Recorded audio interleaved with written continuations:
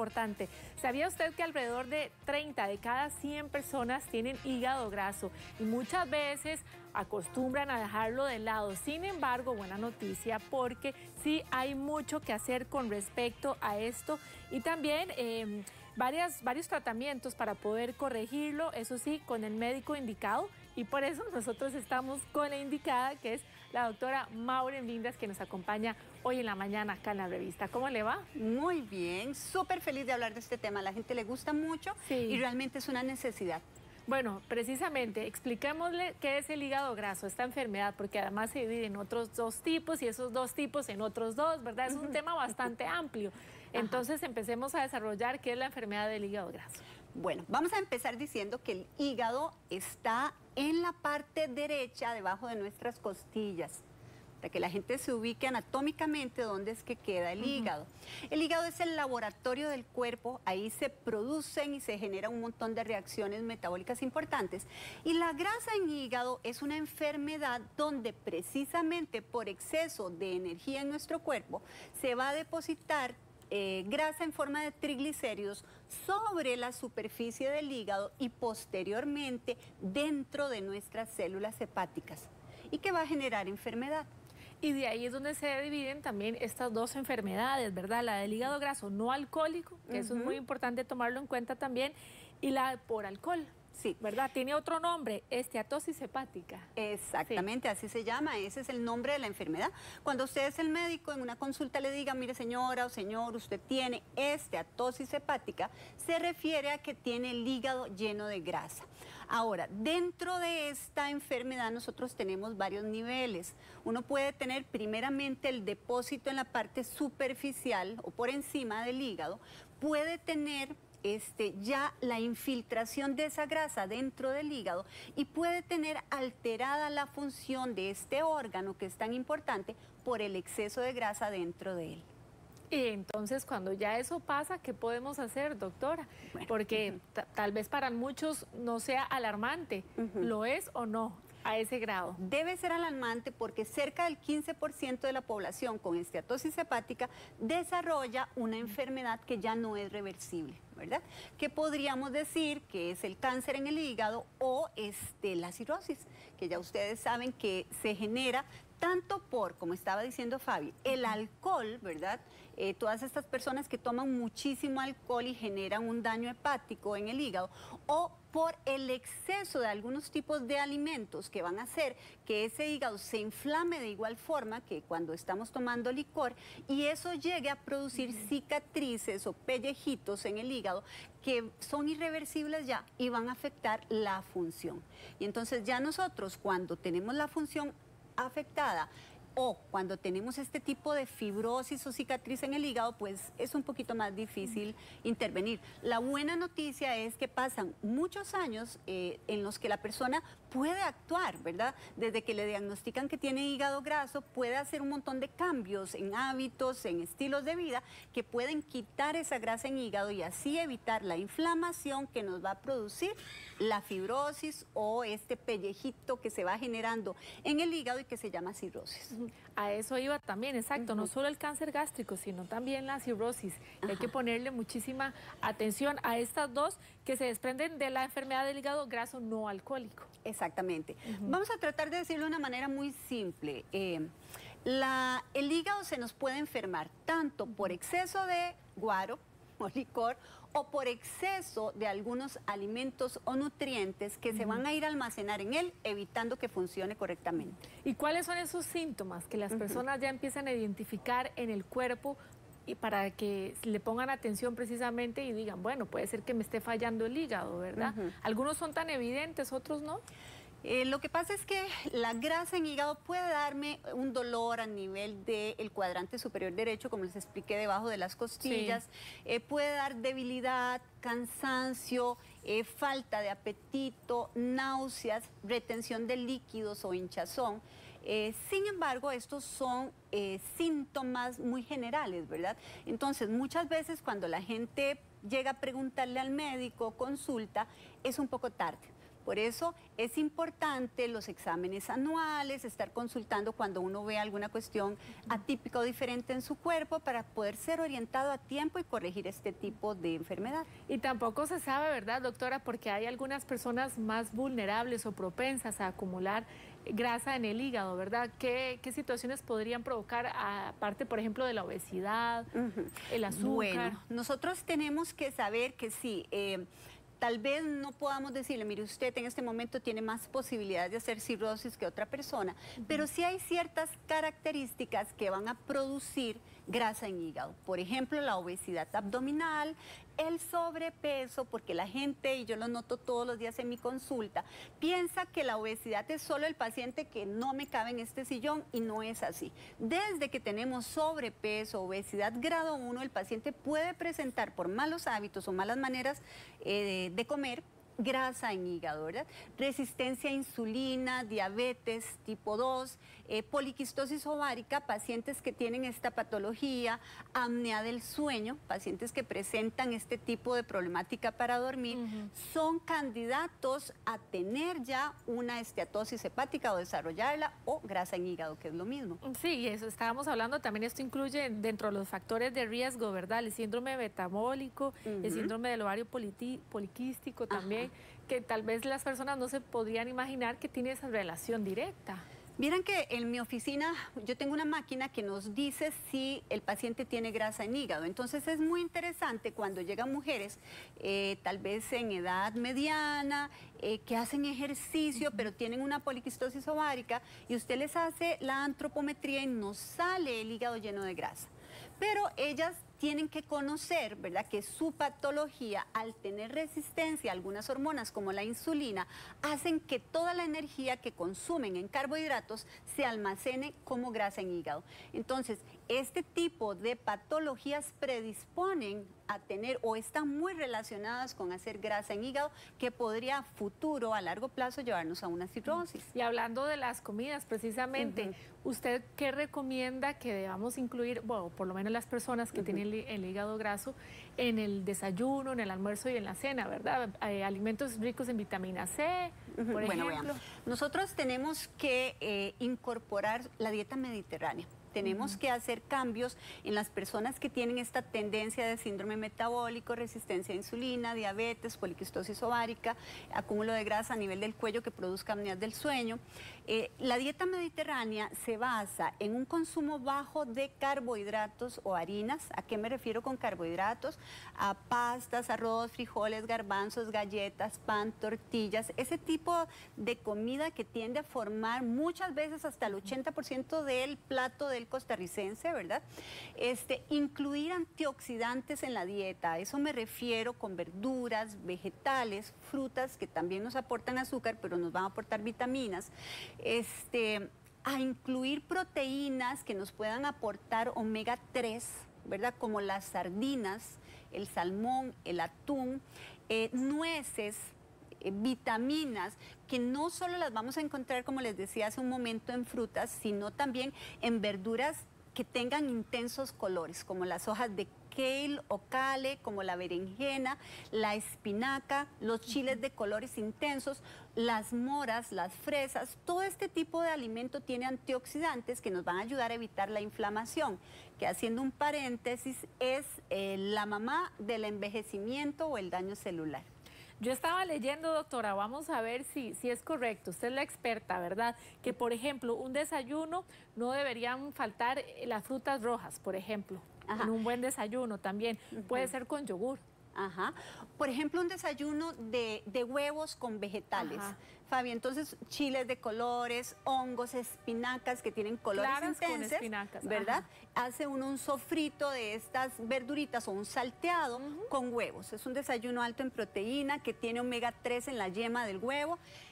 Un almuerzo, por ejemplo, podríamos incluir leguminosas, que son de los carbohidratos más saludables que hay. Un ejemplo serían garbanzos, una ensalada de lechugas, mostaza china, brócoli, aceitunas, brócoli, entre más crudo mejor, ¿verdad? Porque más conservamos las vitaminas.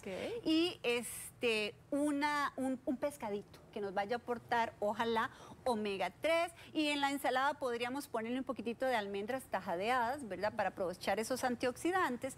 Y, por ejemplo, en la cena nosotros podríamos hacer una sopa de tomate que tiene licopeno, que es un antioxidante que nos va a ayudar a disminuir la inflamación. Tal vez unas tostadas con un queso bajo en grasa y aguacate, que son grasas buenas. Eso sería un ejemplo de un menú saludable para una persona que quiera evitar eso. Y lo ideal sería usar aceite de oliva. ¿Se prohíbe o no el café, por ejemplo? Ajá, aceite de oliva es una excelente opción. El café tiene un efecto antioxidante sobre el hígado. Entonces, disfrutar del café es una recomendación excelente. La dieta mediterránea. Tratar de eliminar los jugos azucarados. Esto es un punto muy importante en el que quisiera detenerme, porque las personas piensan que el vaso de jugo de naranja, de jugo de arándanos, es inofensivo y que eso es como tomar agua. Y no, en un vaso de jugo de naranja uno está ingiriendo hasta 4 naranjas sin el beneficio de la fibra, solo aportando fructosa, que es un azúcar que nos va a elevar el azúcar en sangre y nos puede estimular la insulina, que es esa hormona que produce la grasa en hígado. Entonces, manejar muy bien la incorporación de vitaminas, minerales y antioxidantes en la dieta.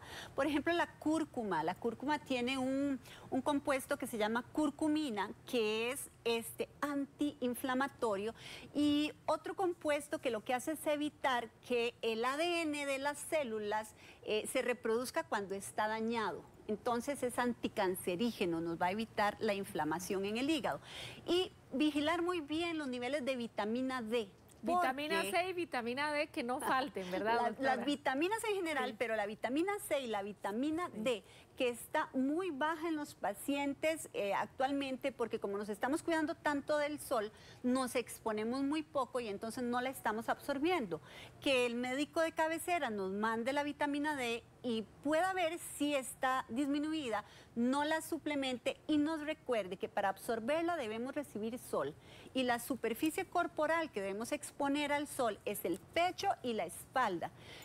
Antes de las 9 de la mañana, tal vez unos 15 minutos para poder absorber la vitamina D con la que estamos siendo suplementados y así utilizarla como antioxidante para bajar la inflamación en el hígado. Y no solo es importante la alimentación, doctora, sino también hay ejercicios precisamente para tratar el hígado graso, ¿verdad? Que nos recomiendan. Si nos puede ampliar. Alimentación 95%, ¿verdad? Imagínense, una alimentación baja en carbograsas, tal vez ahorita podemos hablar cuáles son las carbograsas, y ejercicio, en este caso, sobre todo cardiovascular. Las caminatas son un excelente ejercicio para una persona que tiene grasa en hígado y entre más las pueda extender mejor.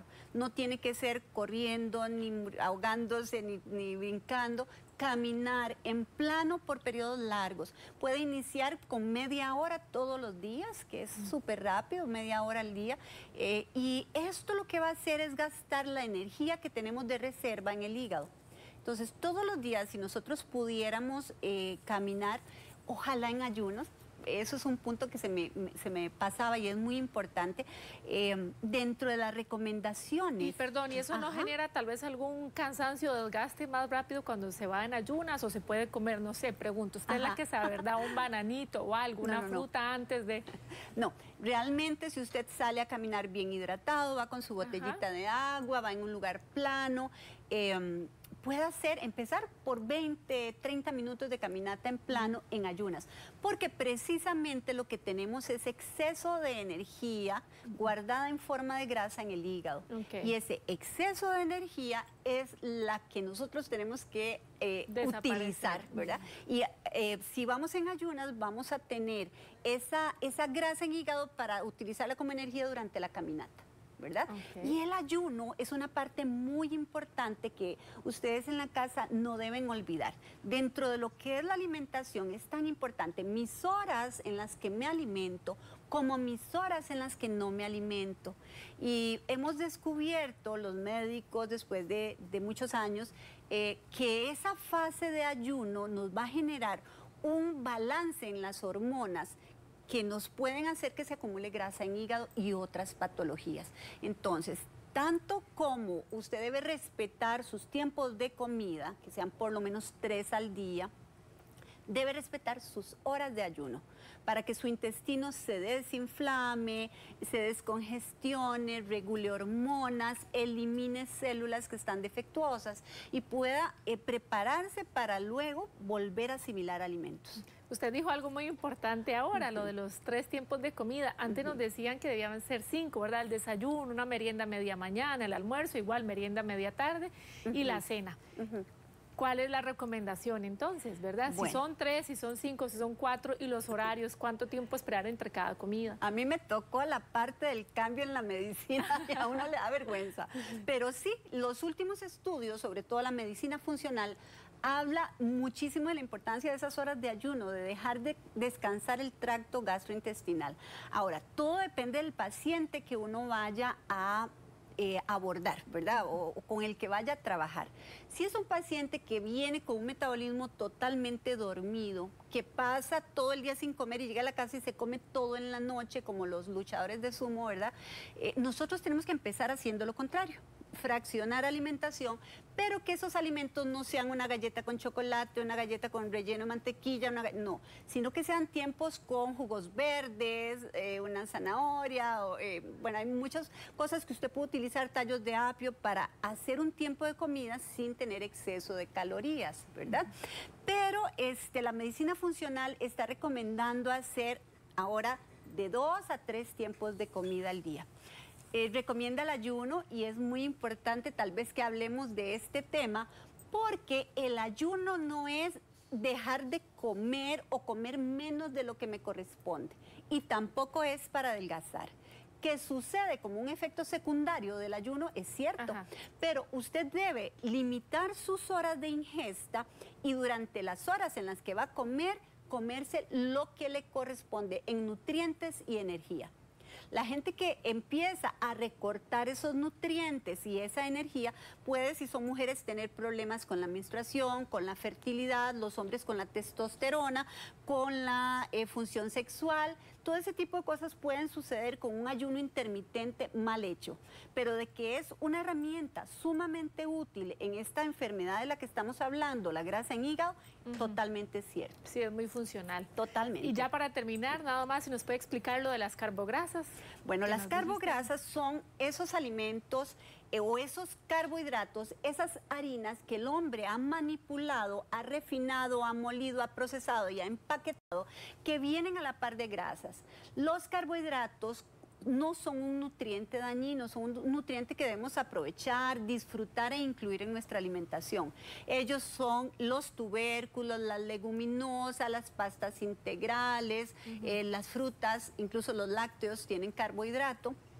Pero cuando uno agarra esas leguminosas y esas harinas y las mezcla con aceites vegetales y las mete en paquetitos, se convierten en carbograsas, que son el alimento ideal para que se convierta en energía que se va a acumular sobre y dentro del hígado, produciendo inflamación y en un futuro cirrosis.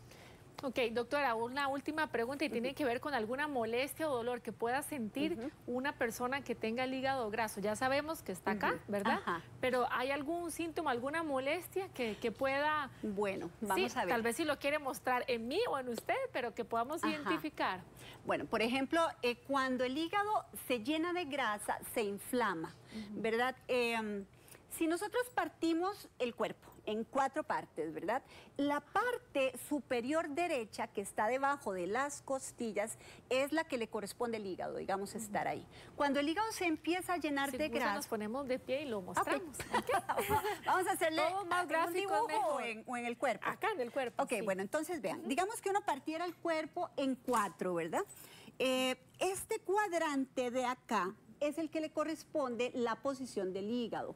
Entonces, cuando el hígado se inflama, baja de la costilla, de aquí donde estoy poniendo la mano, la cápsula del hígado se distiende, Fabi, pasa de esta parte y entonces empieza a ser molesto. Al distenderse la cápsula del hígado, eso es lo que puede producir dolor, un dolor sobre todo debajo de la costilla derecha. ¿Podría sentirse como un cólico? Puede sentirse como un cólico, es realmente como... Hay que tener mucho cuidado porque las personas que tienen la vesícula, cuando tienen piedritas en la vesícula, pueden tener cólicos biliares, ¿verdad?